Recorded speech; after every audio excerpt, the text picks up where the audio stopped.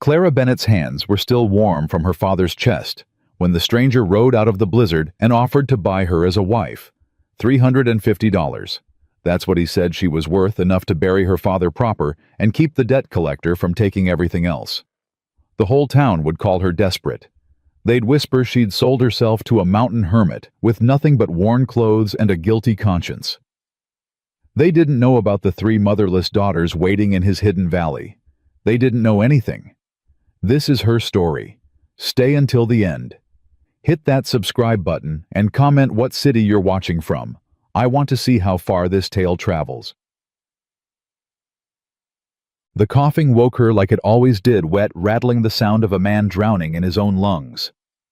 Clara threw off her blanket and crossed the cabin barefoot. 4 steps. She'd counted them 1,000 times in 3 years of nights just like this one. Past the crooked table, around the woodpile that was never enough, straight to the bed where her father was dying by inches. "Papa!" She grabbed his shoulders, helped him sit up. "Papa, breathe. Just breathe." Henry Bennett's body shook with the force of the coughing. When it finally passed, he sagged against her lighter than a man should be. She could feel every rib through his nightshirt. "Clara, girl." His voice came out wet, ruined. "You shouldn't be up. And you shouldn't be dying, but here we are." He laughed at that, tried to anyway. It turned into another cough that left dark spots on his pillow. Neither of them mentioned the blood anymore. What was the point? "What time is it?" "Near dawn, I reckon." "Hartley's coming today." It wasn't a question. Clara's jaw tightened. "Let him come. $287. Henry shook his head slowly. "That's what my whole life amounts to. A debt I can't pay, and a daughter I can't protect." "You protected me plenty." "Did I?" His hand found hers in the gray light. The bones felt like bird wings, fragile and hollow. "Your mama would have known what to do. She always did. But me, I just watched it all fall apart. The ranch, the horses, everything. And now I'm leaving you with nothing but—" "Stop." Clara squeezed his hand harder than she meant to. "Just stop, Papa, please." The silence stretched between them, full of things neither could say. "He proposed again," Henry said finally. "Hartley. I heard him last week through the wall. I turned him down." "What'd you tell him?" "That I'd rather freeze to death than warm his bed." Henry's eyes, faded blue like denim left too long in the sun, found hers. "That's my girl. Stubborn as your mama." His grip tightened. "But Clara, after I'm gone—" "You ain't gone yet. I will be, soon." He said it plain, the way you'd say the weather was turning or the well was running dry. "And when I am, you're gonna have to make hard choices. Real hard." "I know. Promise me something." "Papa, promise me you won't marry Hartley. Not to save this cabin, not to clear the debts, not for any reason. That man's got darkness in him.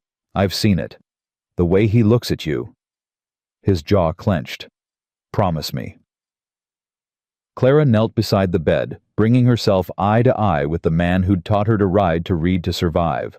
The man who was leaving her, whether she was ready or not. "I promise," she said. "I won't marry Samuel Hartley, not ever." "Good." Something eased in his face. "Good." Hartley's horse was black and expensive, just like everything else about him. Clara watched him dismount through the frost-covered window.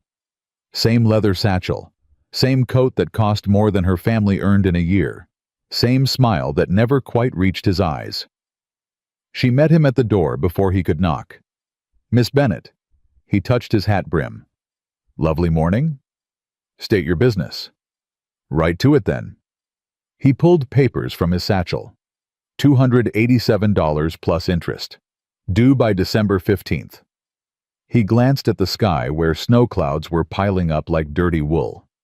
"That's 12 days, Miss Bennett. The bank won't wait longer." "We'll find the money." Hartley laughed. Not mean exactly, worse than that. Pitying. "How you've sold the horses, sold the cattle. Sold everything worth selling. His eyes traveled over her slowly, and Clara felt her skin crawl. Almost everything. Watch yourself. I'm trying to help you. He stepped closer. Clara didn't back up.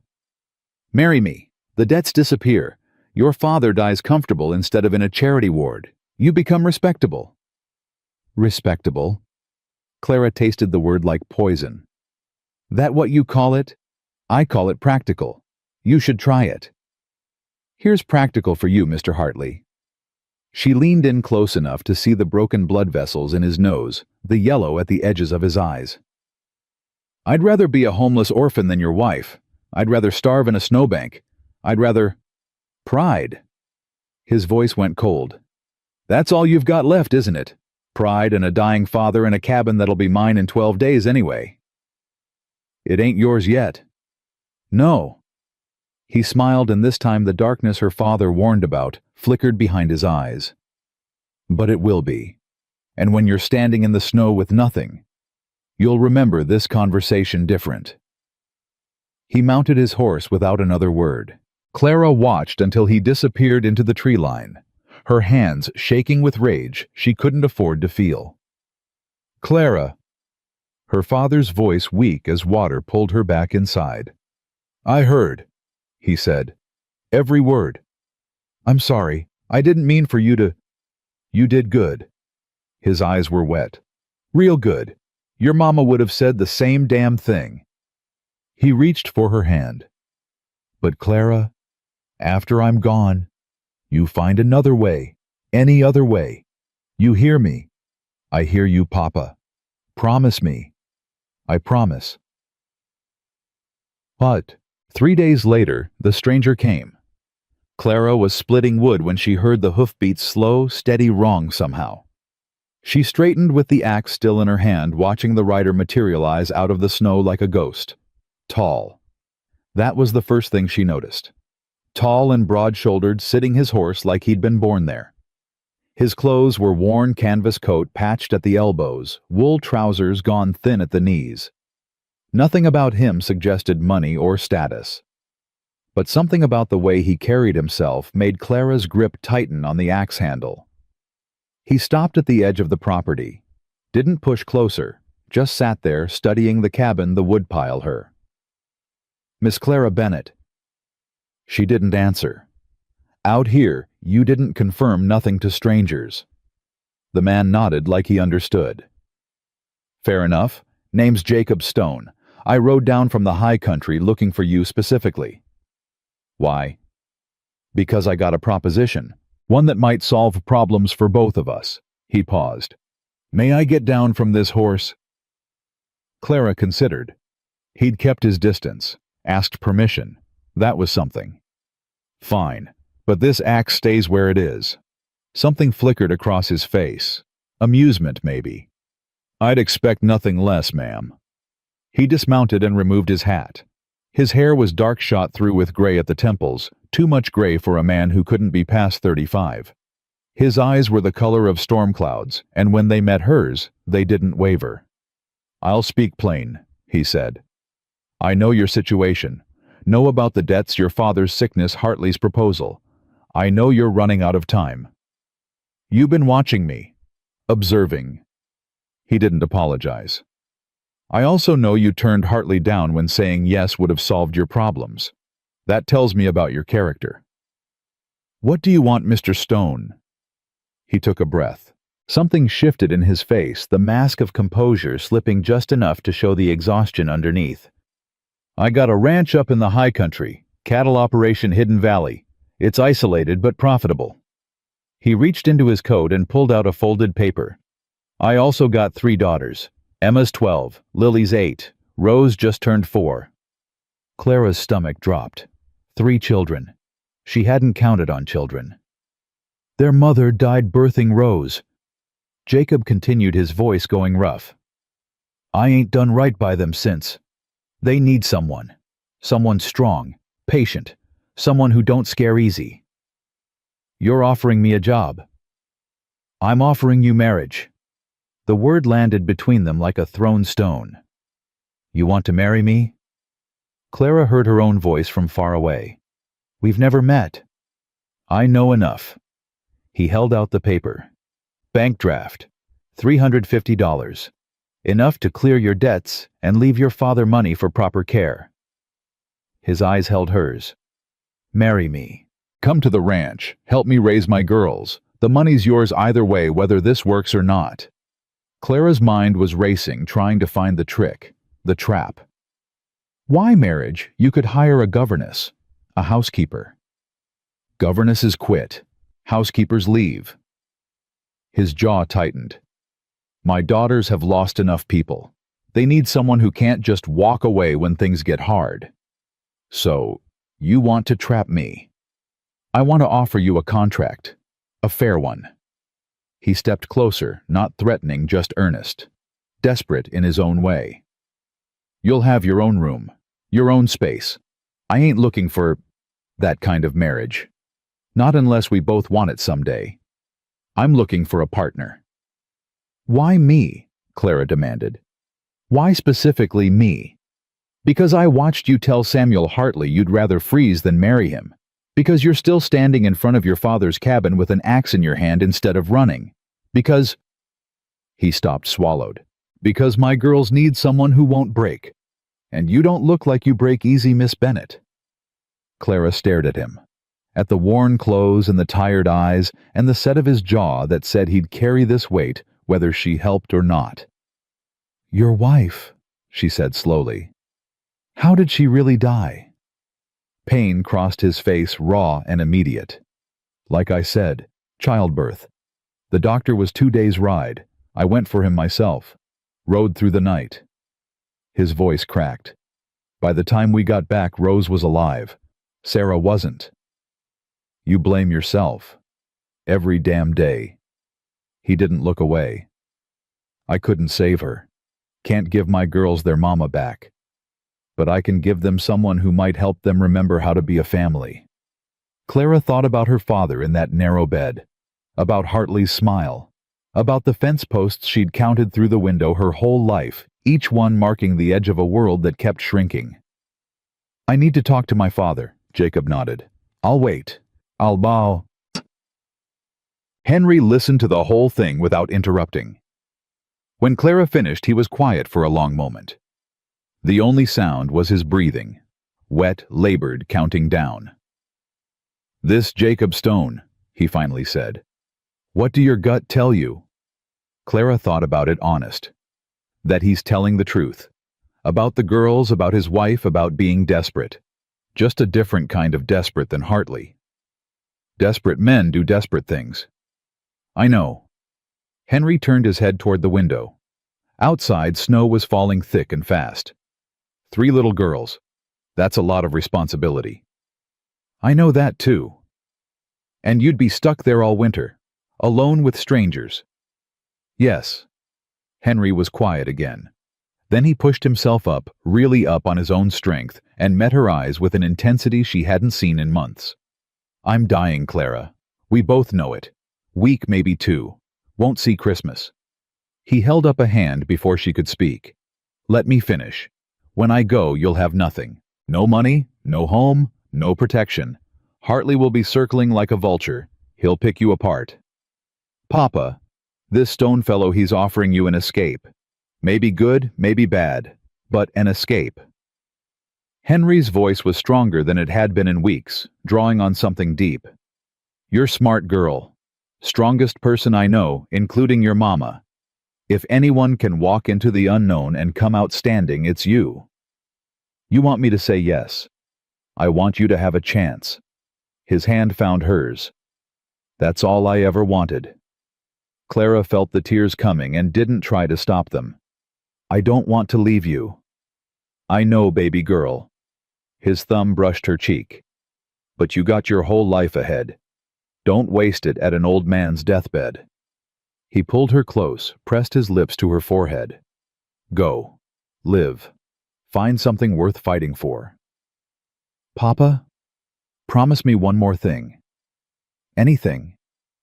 Don't let those little girls forget how to laugh. Whatever else happens, don't let them forget. She found Jacob exactly where she'd left him. Snow had piled on his shoulders, his hat, but he hadn't moved. "You didn't take shelter," Clara said. "You didn't say I could." She almost smiled. "Well, that's honest. I try to be." He watched her cross the yard toward him. "What's your answer?" "I got conditions." "Name them." "My father gets a real doctor. From Helena if you have to. I want him comfortable." "Done. I write to him, as often as I want. You don't read my letters." "Agreed." "And this marriage." Clara stopped in front of him close enough to see the snowflakes caught in his dark hair. "It's a partnership, not ownership. You don't control me, don't make choices for me, don't treat me like property." Something shifted in Jacob's face. "I had a real marriage once, Miss Bennet.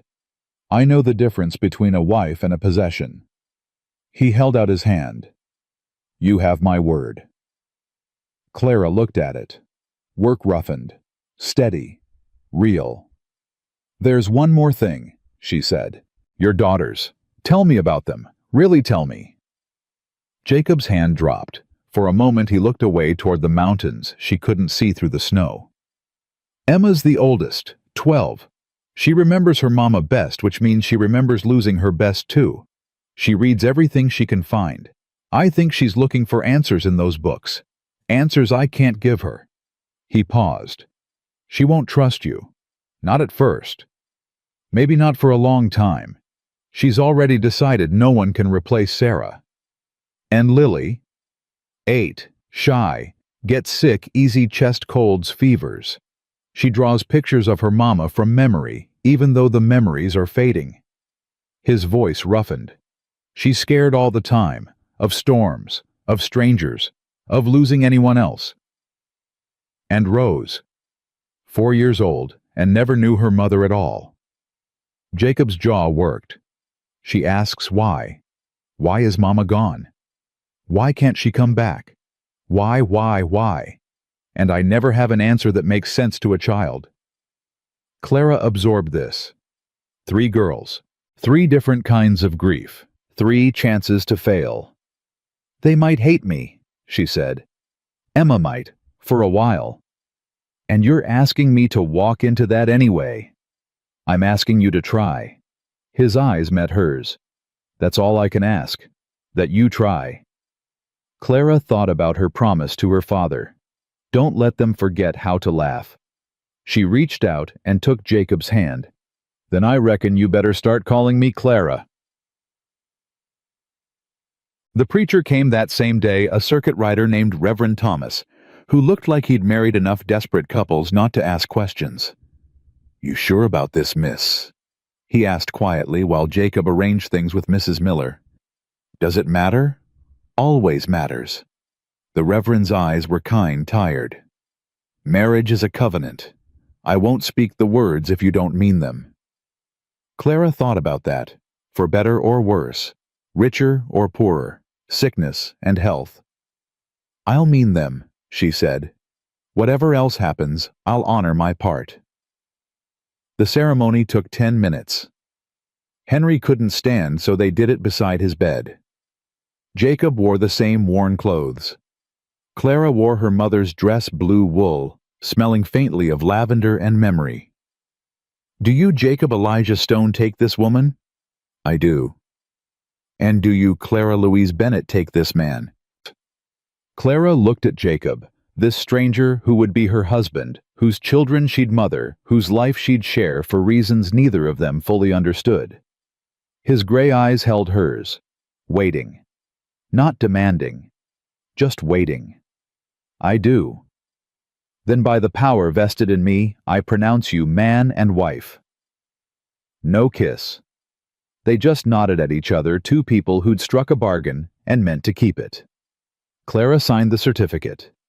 Clara Louise Stone. The name felt like a stranger's coat, too big, wrong shape, borrowed. But it was hers now. Whatever came next. That night she sat with her father one last time. "Tell me about this valley," Henry said. His voice was fading, the medicine pulling him under. "This place you're going." "I don't know much. Just that it's hidden, cut off in winter." "And the girls?" "Emma, Lily, and Rose. 12, 8, and 4. Emma's the hard one." "That's what he says." Henry was quiet for a moment. Then, "You know why your mama named you Clara? After Grandma. After a woman who survived things that would have broken anyone else." His hand found hers in the darkness. "You carry that name, Clara girl, that strength. Whatever happens in that valley, remember who you come from." "I will, Papa. And write to me. Every week." "Promise." "I promise."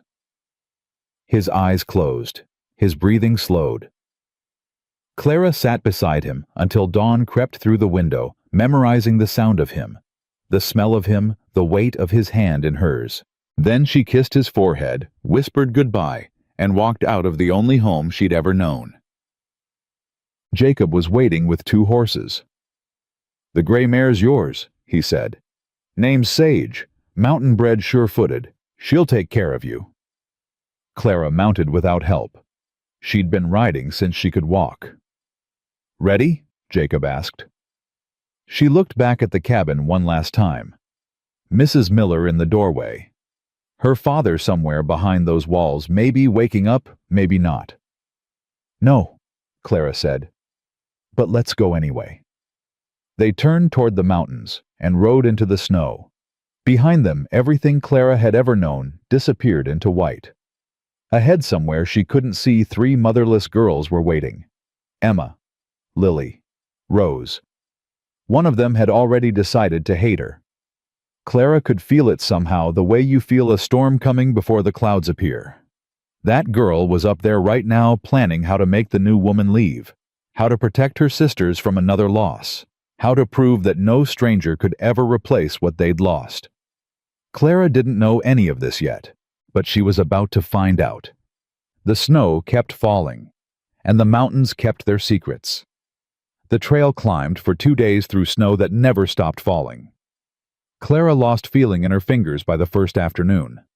By the second morning, she'd stopped trying to count the switchbacks. There were too many, each one steeper than the last, each one taking them higher into mountains that seemed determined to swallow them whole. Jacob rode ahead, his back straight despite the wind that cut through their clothes like knives. He didn't talk much. When he did, it was practical. "Watch that rock, the trail narrows here. We'll rest the horses at the next clearing." Clara didn't push for conversation. She was too busy staying alive. On the second night, they made camp in a shallow cave that barely kept out the wind. Jacob built a fire with hands that moved like they'd done this 1,000 times, which Clara realized they probably had. "Eat." He handed her dried meat and hard biscuits. "Tomorrow's the worst stretch. You'll need your strength." Clara's jaw ached from clenching against the cold. "How much further?" "Half a day. Maybe less if the weather holds." It wouldn't hold. They both knew it.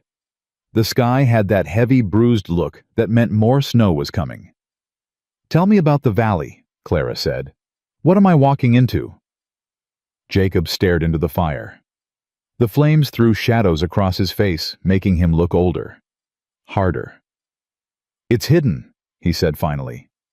"My father found it 30 years ago, back when he was running from debts of his own. Spent his whole life building it into something.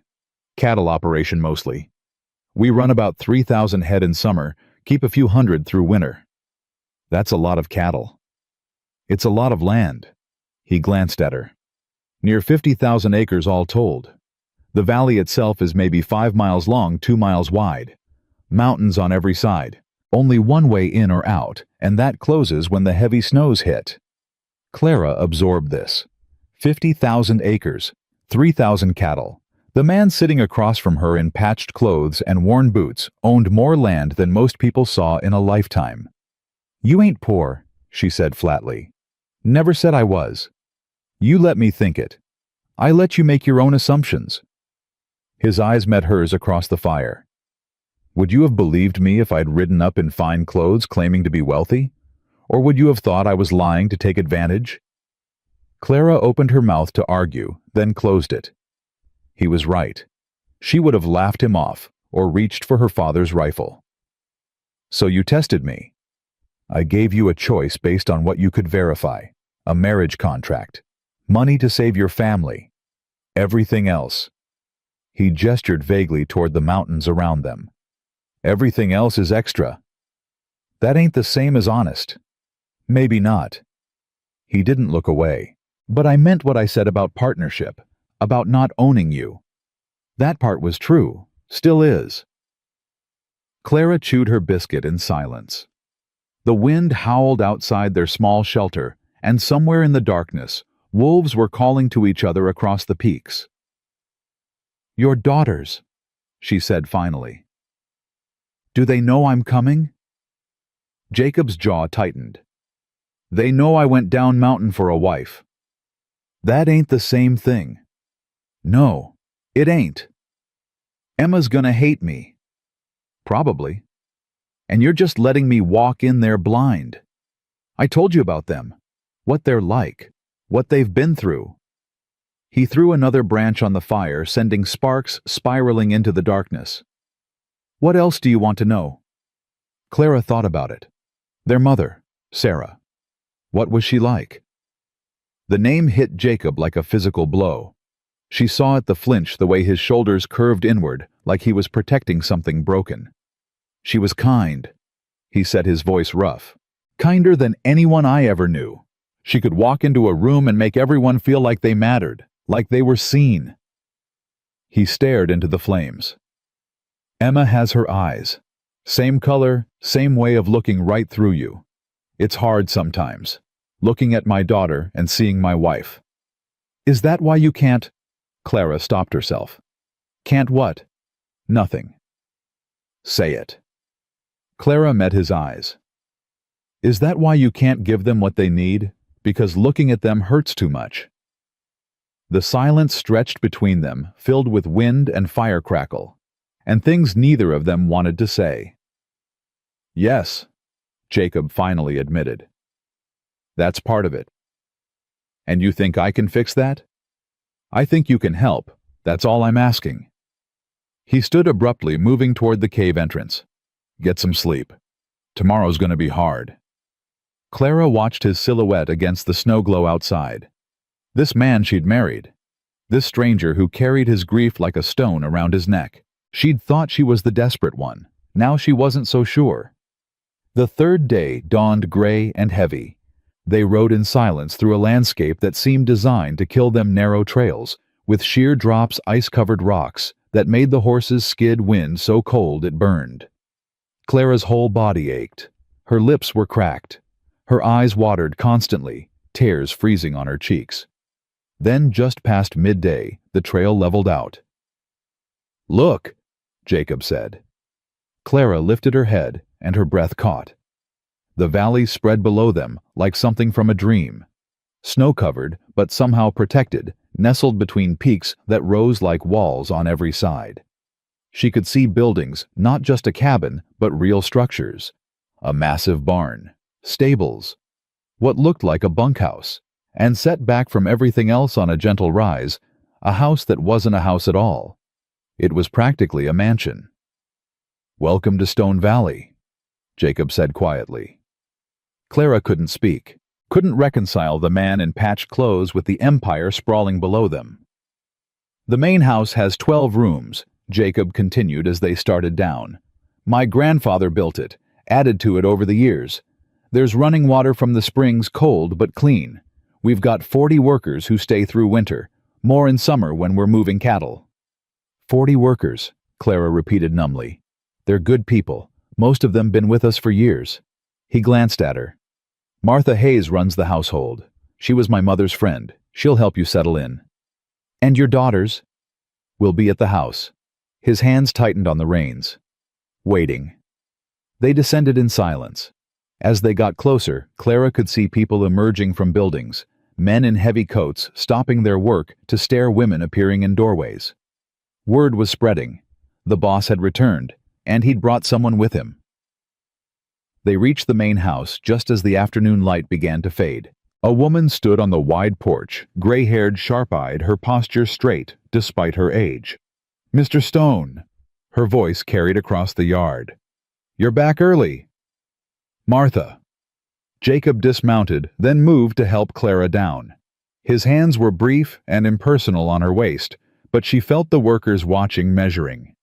This is my wife, Clara Stone. Martha's eyebrows rose just a fraction, but Clara caught it. Wife. We married 3 days ago. The preacher can confirm it if you need. I don't need confirmation. Martha came down the porch steps, her eyes never leaving Clara's face. Mrs. Stone, welcome to the valley. Clara straightened her spine. Her dress was travel-stained, her hair escaping its pins, her face wind-burned and exhausted. She looked nothing like the lady of a house this size, but she'd be damned if she'd apologize for it. Thank you, Mrs. Hayes. I'm pleased to be here. Martha's mouth twitched, not quite a smile, but close. You look frozen through. Come inside. I'll have hot water sent up. The girls, Jacob said. Where are they? Something shifted in Martha's expression. Emma's in her room. Has been since you left. She paused. I told her you were bringing someone back. She didn't take it well. And Lily Rose? Lily's been helping in the kitchen. Keeps her hands busy, keeps her mind off worrying. Martha's voice softened. Rose has been asking when you're coming home. Every day 3 or 4 times. Is Papa back yet? Is he back yet? Clara saw Jacob's throat work, saw the guilt flash across his face before he buried it. I'll see them now, he said. Jacob? Martha's voice stopped him. Give the woman a chance to catch her breath before you throw her to the wolves. She knew what she was walking into. Did she? Martha looked at Clara, really looked the way someone does when they're taking measure. Did you, Mrs. Stone, know what you were walking into? Clara thought about the cabin she'd left behind, her father dying in that narrow bed, Hartley's smile, and the darkness behind it. I knew enough, she said. I'll learn the rest. Martha nodded slowly. Well, at least you're honest about what you don't know. That's more than most. She gestured toward the door. Come on then, both of you. Might as well get this over with. The inside of the house was warm, actual warmth, the kind Clara had almost forgotten existed. A massive stone fireplace dominated the main room, flames crackling behind an iron grate. The furniture was solid and well made, the kind that lasted generations. Books lined the walls. Oil lamps cast golden pools of light. It should have felt welcoming. Instead, it felt like walking into a place where grief had settled into the bones. I'll fetch the girls, Martha said. Wait here. She disappeared up a staircase, leaving Jacob and Clara alone in the silence. The house used to be different, Jacob said quietly. When Sarah was alive, there was music sometimes, laughter. She'd have flowers on every table, even in winter, dried ones she'd saved from summer. He looked around like he was seeing ghosts. Now it's just quiet. Quiet ain't always bad. This kind is. He turned to face her. Clara, I need to warn you. But he didn't get to finish. Footsteps on the stairs. Martha descending first, then a small figure behind her, a little girl with dark hair and wide eyes wearing a dress that looked too big for her. Rose. The child stopped halfway down, clutching the banister, staring at Clara like she'd never seen another human being. Papa. Her voice was tiny, uncertain. I'm here, Rosie. Jacob's voice changed completely softer, gentler, breaking at the edges. Come here. Rose flew down the remaining steps and launched herself at him. Jacob caught her, lifting her up, holding her tight against his chest. The child buried her face in his neck, her small hands fisting in his coat. You were gone so long, she mumbled. I counted the days. 8 days, Papa. That's more than a whole week. I know, sweetheart. I'm sorry. Martha said you were bringing someone. Rose lifted her head, looking over Jacob's shoulder at Clara. Is that her? The new lady? Clara's heart clenched. The new lady. Such a simple way to describe something so complicated. That's her, Jacob said. Her name is Clara. She's going to live with us now.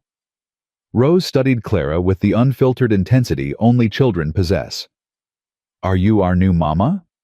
The question hit like a fist. Clara saw Jacob tense, saw Martha's sharp intake of breath. No, honey, Clara said carefully. I'm not trying to be your mama. Your mama was special, and nobody can replace her. She crouched down, putting herself at Rose's eye level. I'm just Clara, and I'm hoping we can be friends. Rose considered this. Do you like horses? I do. Do you like cookies? Very much. Do you like stories? Martha reads me stories sometimes, but she don't do the voices right. Clara felt her lips twitch.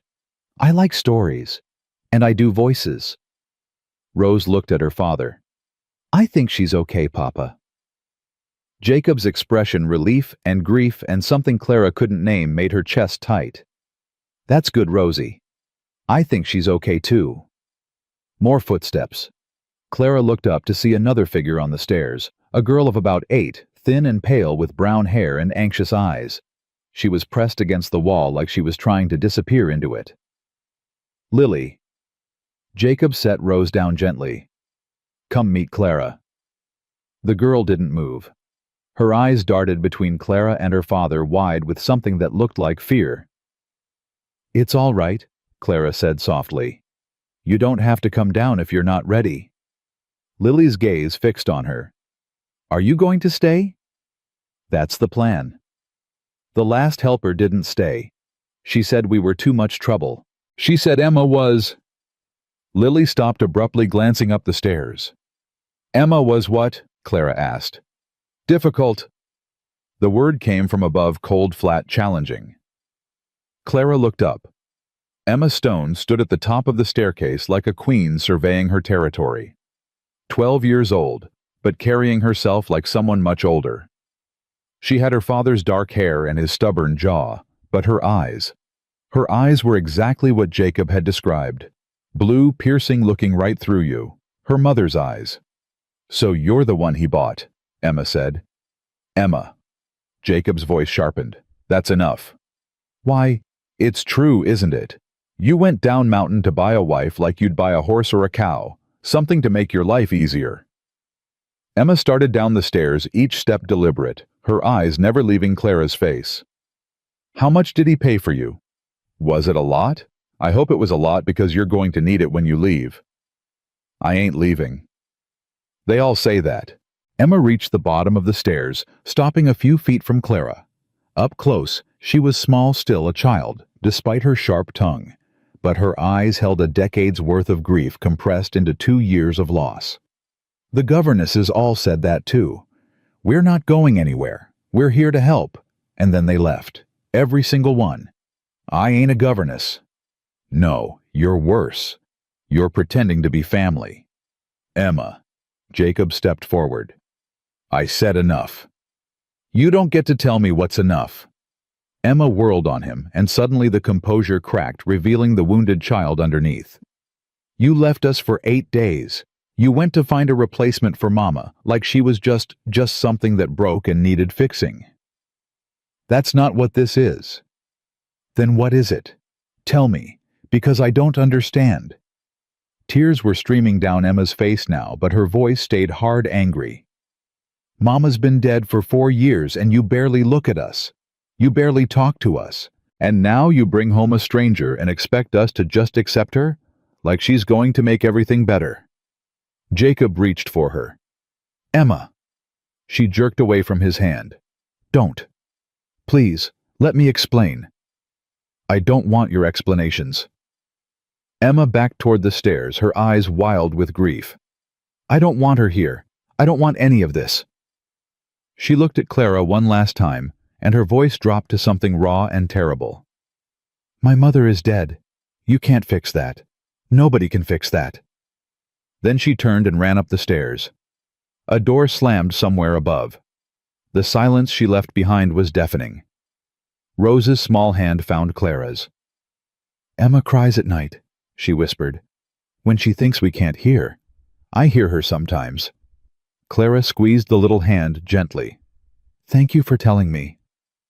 Lily had pressed herself further into the wall, tears running silently down her cheeks. Clara wanted to go to her, but something held her back, the knowledge that pushing too hard too fast would only make things worse. Well? Martha's voice broke the silence. That went about as expected. Jacob stood frozen, staring up the stairs where his daughter had disappeared. His face was gray. I should go talk to her, he said. No. Clara surprised herself with the word. Let her be. She needs to feel what she's feeling. She needs to apologize. For what? For telling the truth. Clara faced him. She's right. You brought home a stranger and expected them to accept it. That ain't fair to them. It ain't even fair to you. Then what do you suggest? Time. Clara took a breath. And space. And not forcing them to pretend everything's fine when it ain't. She looked at Lily, still pressed against the wall. At Rose, whose hand was still tucked in hers. I'm not their mama. I ain't gonna try to be. But maybe I can be something else. If they let me. And if they don't, then we figure it out. Together. She met his eyes. Ain't that what partnership means? Jacob stared at her for a long moment. Something shifted in his expression, not quite trust, but the beginning of it. Martha, he said finally, show Mrs. Stone to her room, the north suite. Not the master bedroom. Martha's eyebrow rose. She'll have her own space, like we agreed. Clara nodded. Thank you. She started toward the stairs, then paused, looking back at the two younger girls. Rose Lily. I know this is strange. All of it. I know I'm not what you expected, and I know your sister is hurting. But I'm not going anywhere. Not tonight.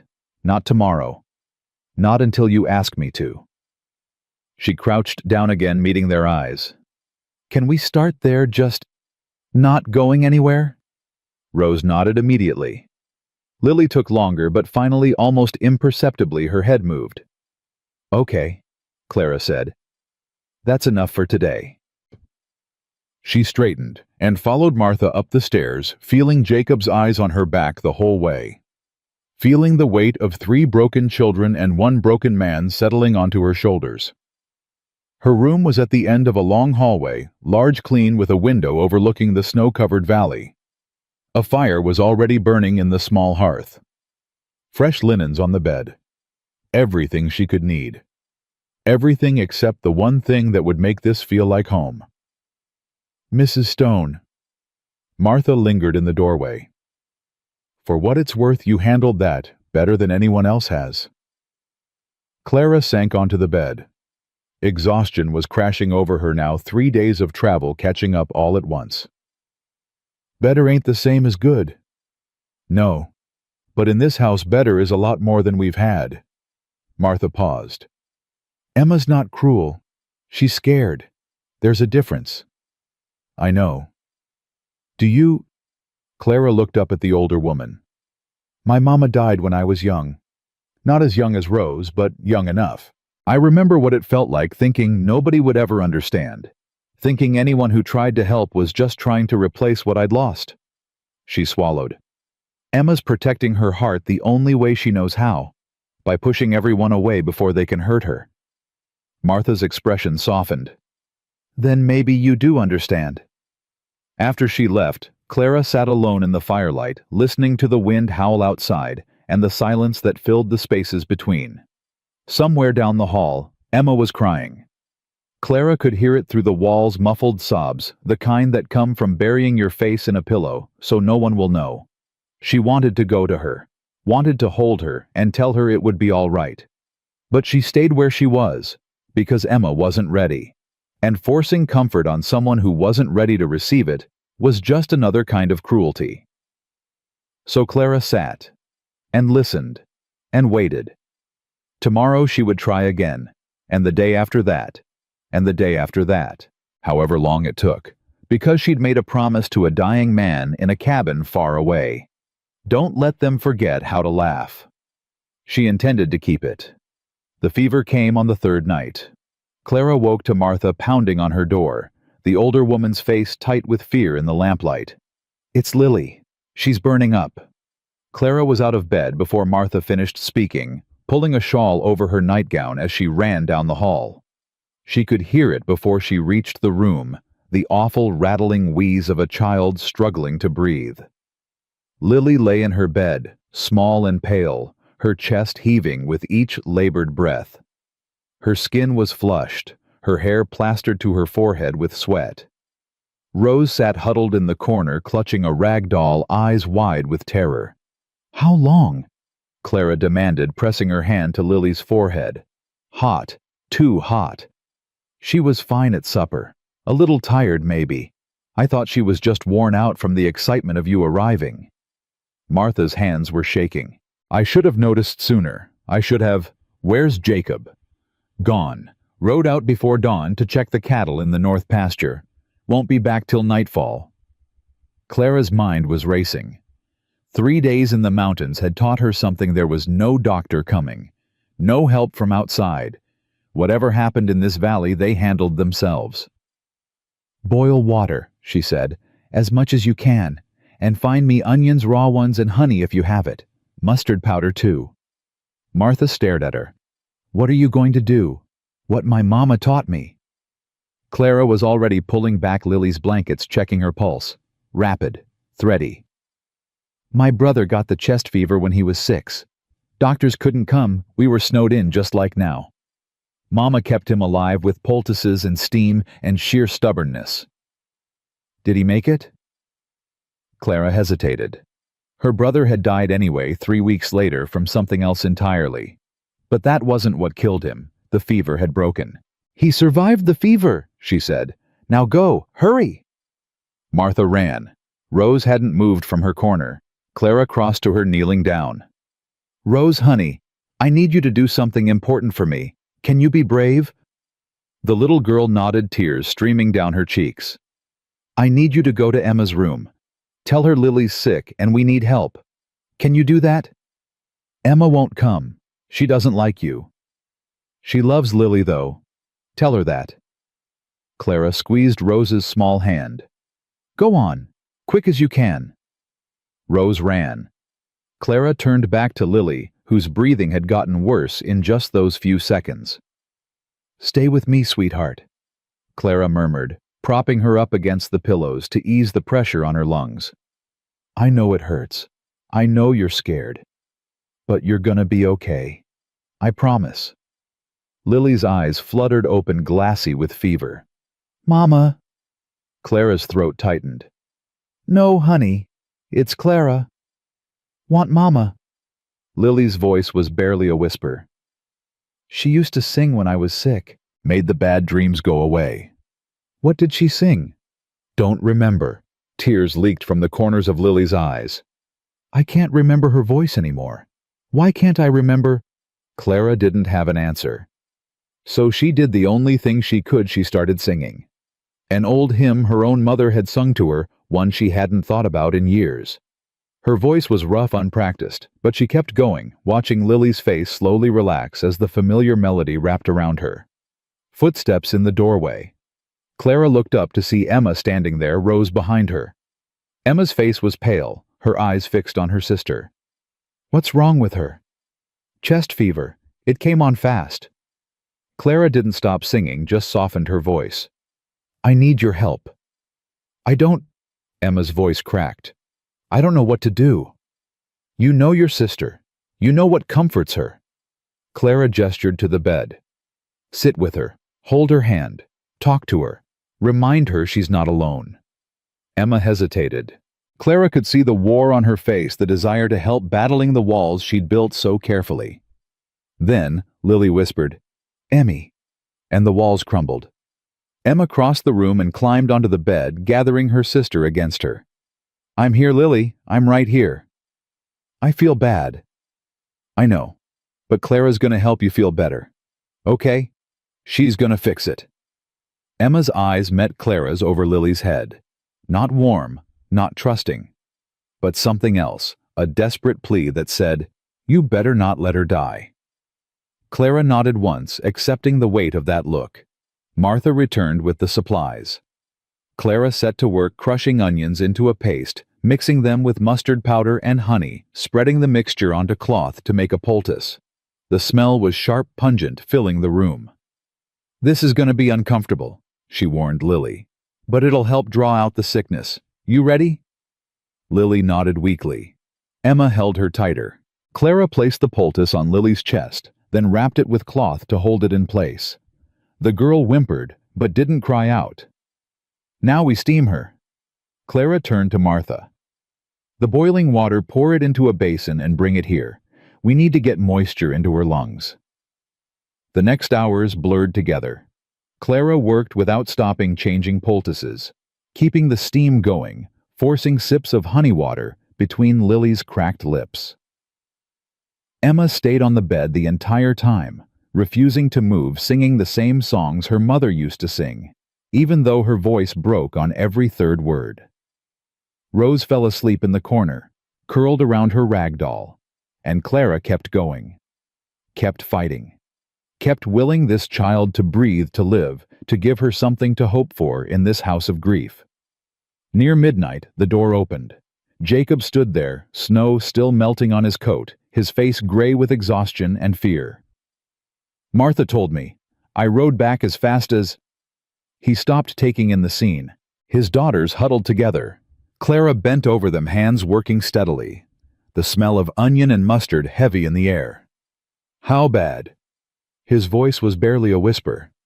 "Bad." Clara didn't soften it. "The fever's not breaking. If it doesn't break soon—" She didn't finish. She didn't have to.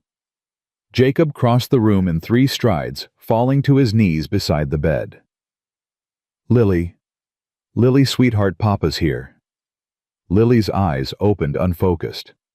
"Papa, I'm here. I'm right here." He took her hand, pressing it to his lips. "You're gonna be okay. You hear me? You're gonna be fine." "I saw Mama." Lily's voice was dreamy, distant. "In my dream. She was in a garden, and there were flowers everywhere. She said she missed me." Jacob made a sound, something between a sob and a gasp. "You stay here. You understand? You stay with us." She said she was waiting. "No." His voice cracked. "No, Lily. Not yet. Not yet." Clara watched the strongest man she'd ever met fall apart at his daughter's bedside. Watched him beg, plead, pray, all the things he probably hadn't done since Sarah died. Emma was crying silently,